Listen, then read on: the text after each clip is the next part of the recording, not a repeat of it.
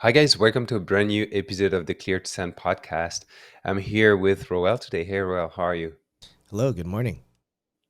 It's nice to get back together. And today we're going to talk about ways we can, get some Wi-Fi experience. Because we know some of you guys might not be doing Wi-Fi full time.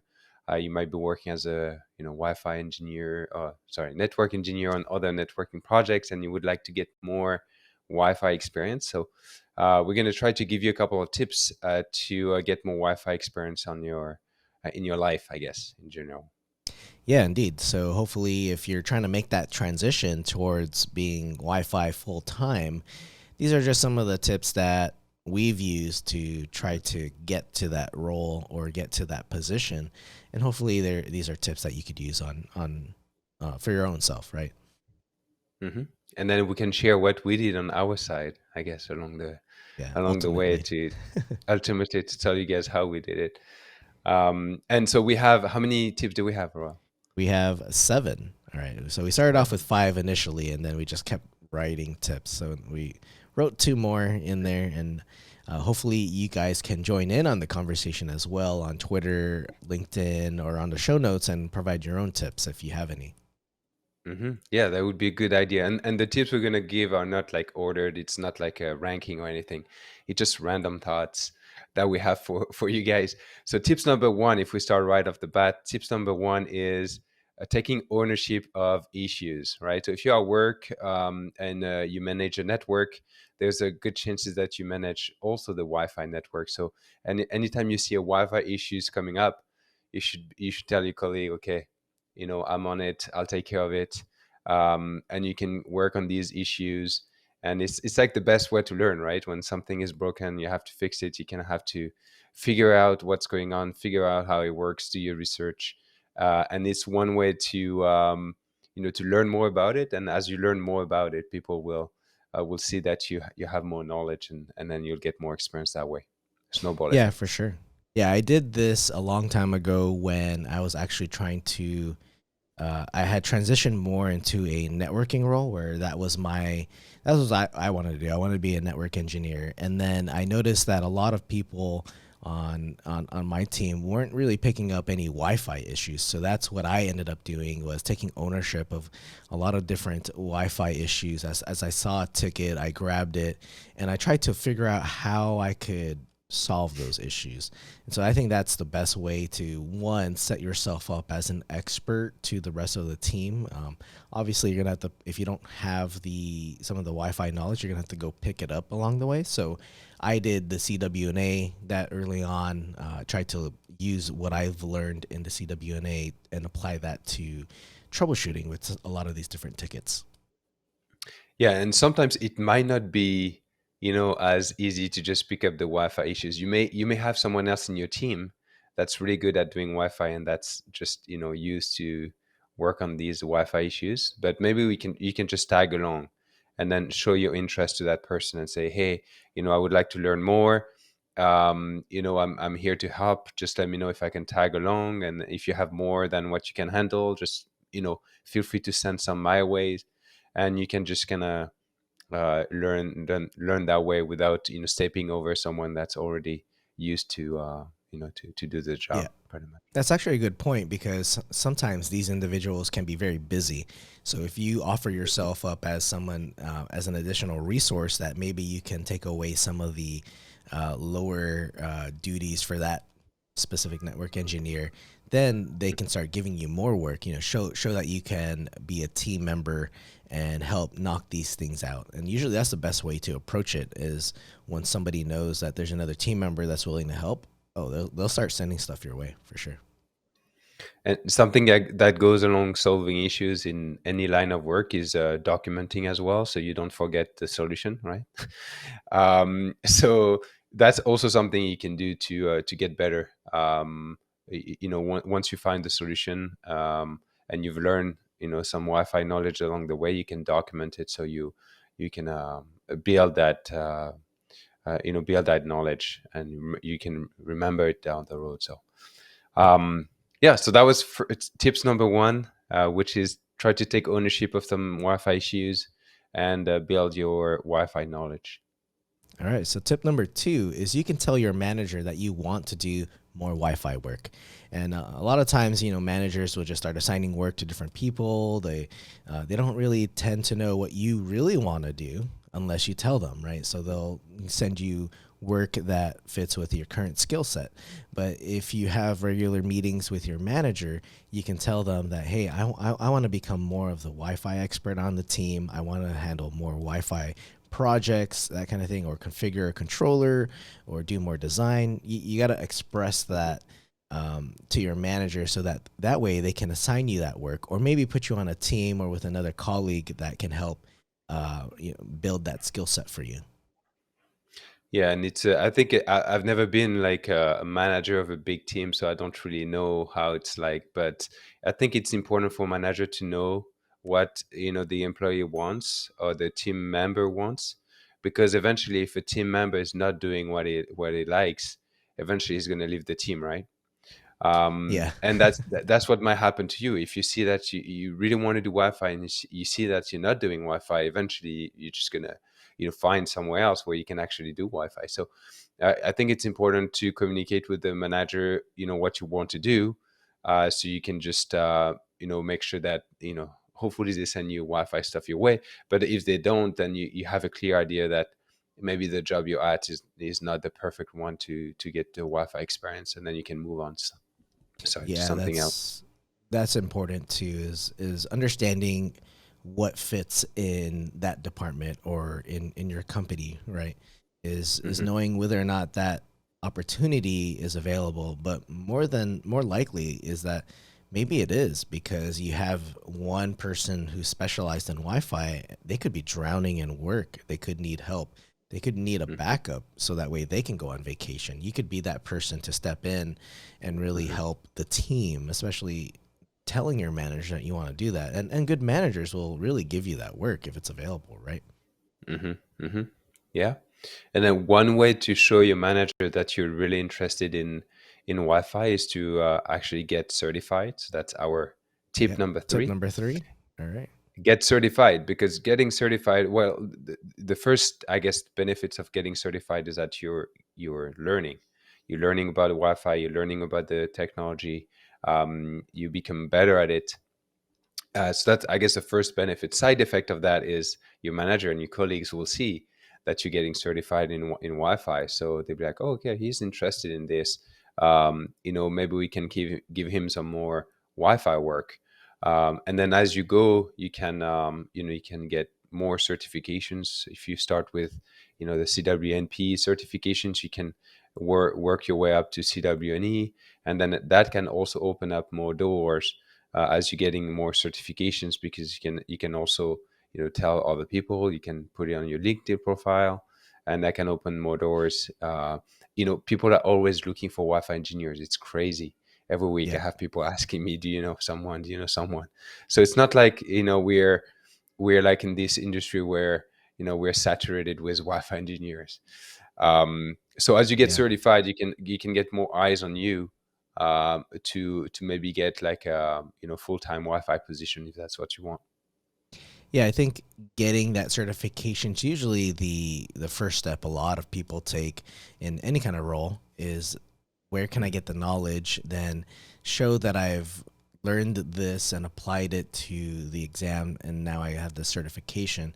And putting that on your LinkedIn is important if you really want to get that role because that's what people are searching for. Recruiters are looking for those special words, like the CWNA or even a CWNE. Then you need to at least gain that knowledge somehow and then take the exam and let people know like, hey, I put in the work to learn this material. I would really love to have this position as a Wi-Fi engineer or Wi-Fi network engineer. And from there, it really starts to grow from there because it just puts yourself out there. You let people know that this is what I want to specialize in. And Hmm. you really just need to take yourself to the next step. And usually getting the certifications is one way to do that. And of course, it leads into our next tip, which is working for a VAR, because VARs tend to look for a lot of certified individuals. For one, it helps to build their practice, and also if you go more towards the vendor related certifications, then it leads them to a certain partner status as well. Yeah, and working for VAR is really good for um, like experience, hands-on experience. That I think that's the word I was looking for, Yeah, that's it. because yeah, the VAR has multiple customers, and then all of these customers will want Wi-Fi setup, configure, troubleshoot, whatever. So you're going to be sent on different project for different customers, and you could be serving every week. You can be doing Wi-Fi design. You could be very hands-on on Wi-Fi projects all the time, which will bring you a lot of experience at first, and then like you said, well, with the certifications of ours, depending on who they're partnering with, which vendor they're partnering with, they're gonna engage you on getting certified for that vendor, so they can get the vendor status. So that can you can also get those advantages of getting more training, more Wi-Fi training from the vendors, getting those certifications in.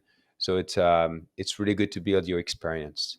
Um, Yeah, VARs are interesting place to work for, right? It's very different from being employed at one company, having that one specific role.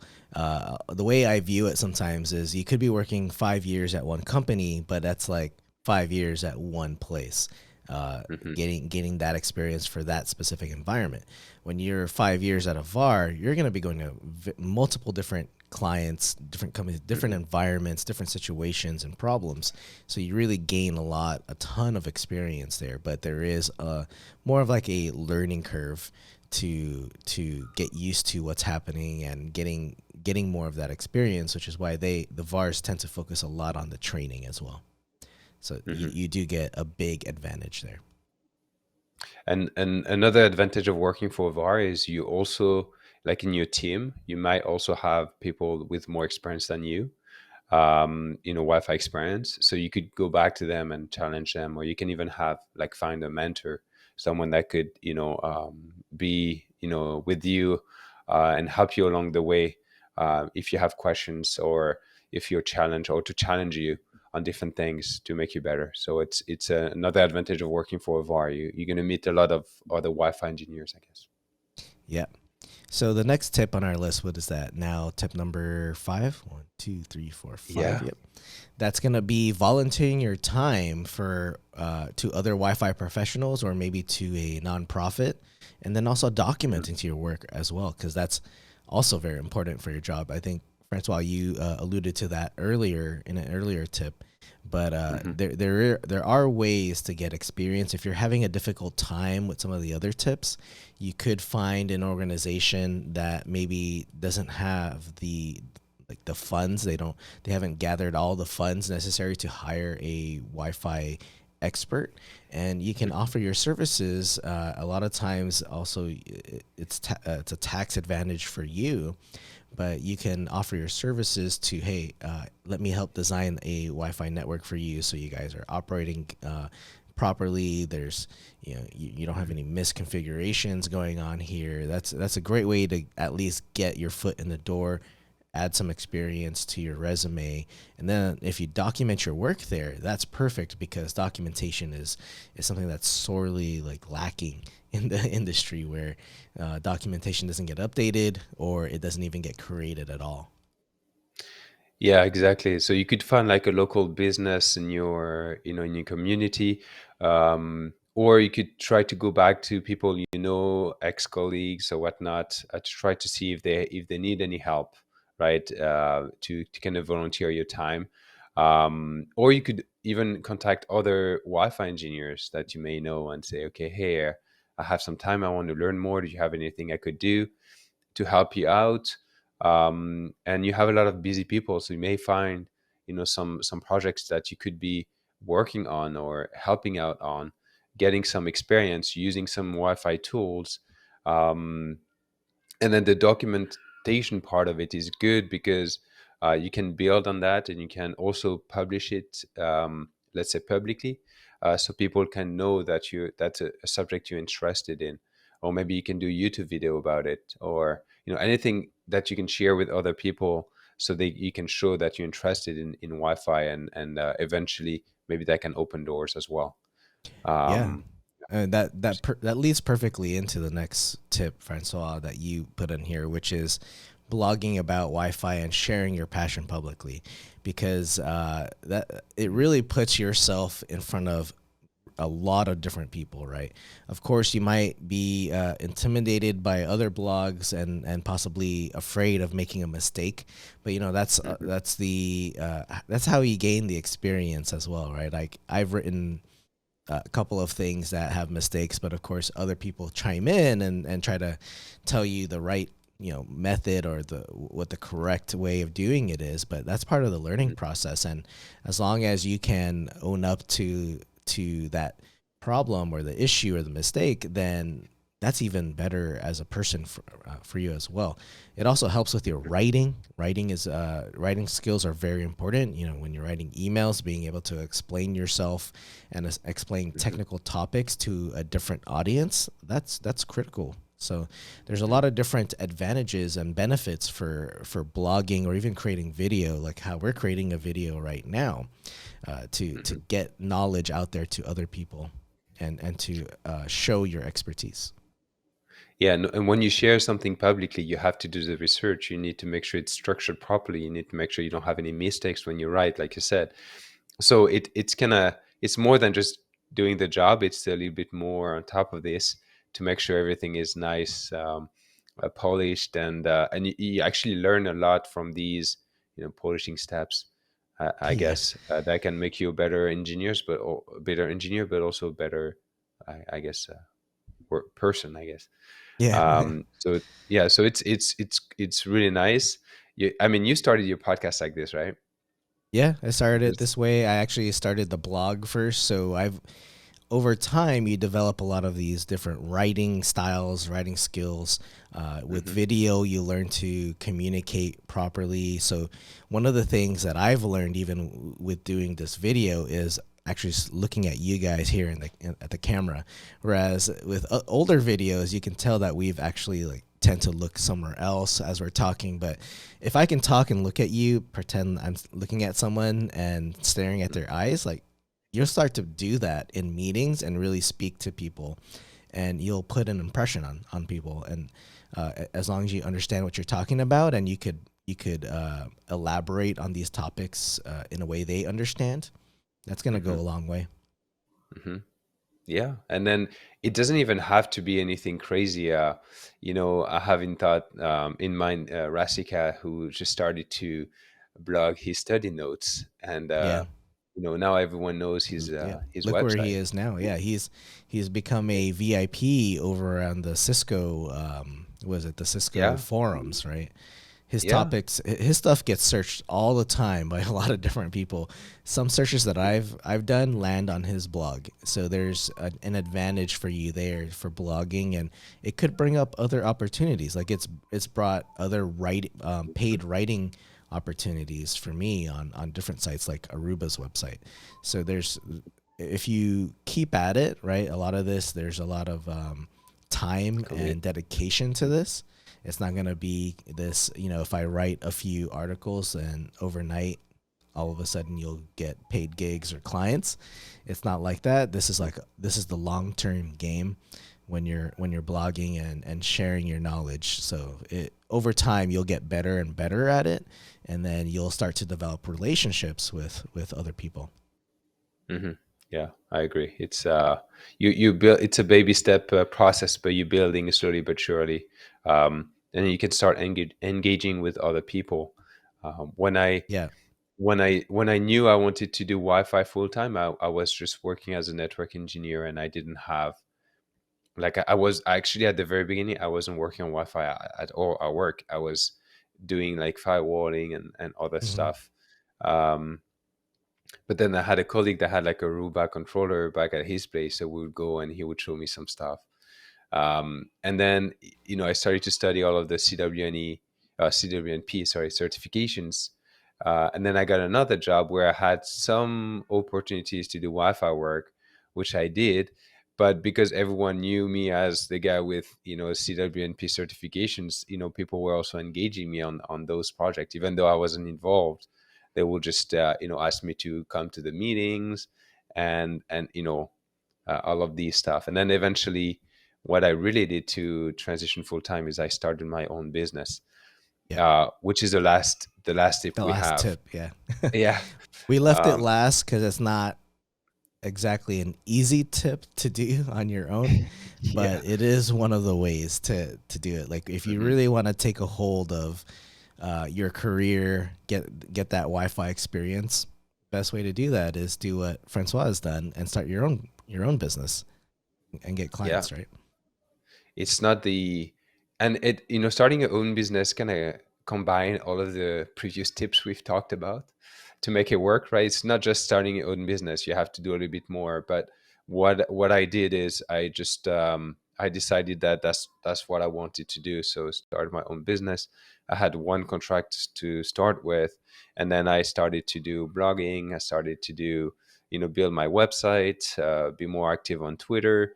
um, continue on the certifications. I wasn't CWNE when I started my business, so I just continued on that journey, um, and then try to get more customers, and then if you don't get customers, you don't earn money, so you kind of have to put down the work. Yeah, And then what I was really very strict about though is I only wanted to do Wi-Fi work. So if someone yeah, was coming to me and say, can you install a firewall, I would say, sorry, no, that's not what I do. And so I kind of had my in mind what I wanted to do. I was kind of strict about it.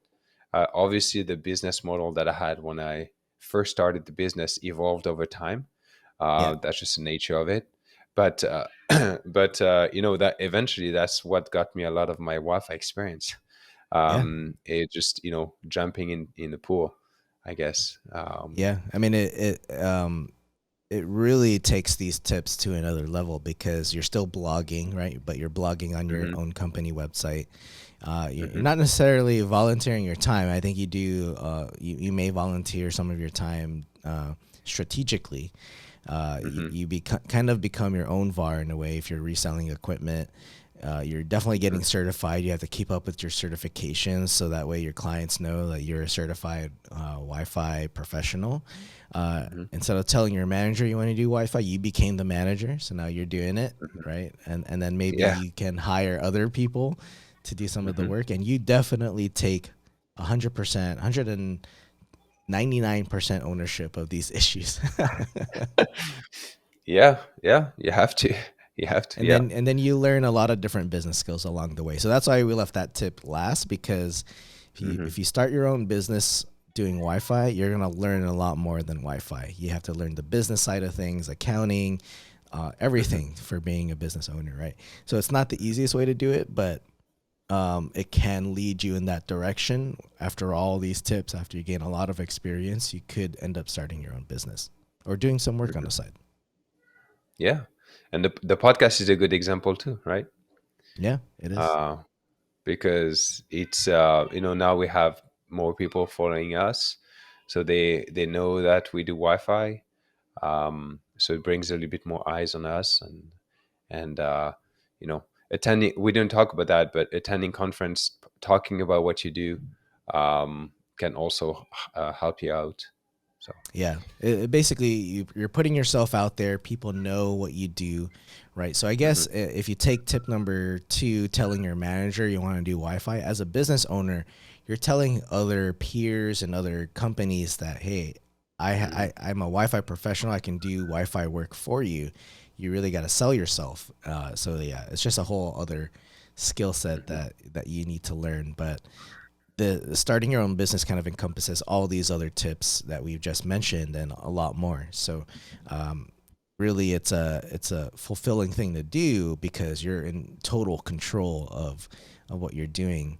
But Hmm. it is a lot more time consuming. There's a lot more to think about, but work on the previous tips that we've talked about. You don't necessarily have to start your own business. That's not for everyone, but at least the other tips that we've mentioned, the other 6 tips, you could definitely use that right now, today, at your own workplace to get yourself more into Wi-Fi projects. You just got Hmm. to be able to put yourself out there. So really, that's on you. You need to take the next steps. Maybe the first tip of taking ownership of issues is the first way to do it, right? Go into your Hmm. ticket system, you see something Wi-Fi related, just take it and start from there. Yeah, and that thing I wanted to add is, it's never too late. It's never too late to start anything, and it's never too early either. So even if you're a student listening to this, you could start working on any of these, even if you're still at school. Yep. So that's what I wanted to add. All right. So those are our 7 tips for getting Wi-Fi experience. If you have any additional tips you'd like to add to the show notes, you can head over to cleardescend.net/288. We'll also share this episode on Twitter. So if you want to extend the conversation on social media, feel free to hit us up on Twitter. And we're looking forward to hearing what other tips people have to share. And so we'll also see you on the next episode. Thanks, guys. Thank you, guys. Bye bye.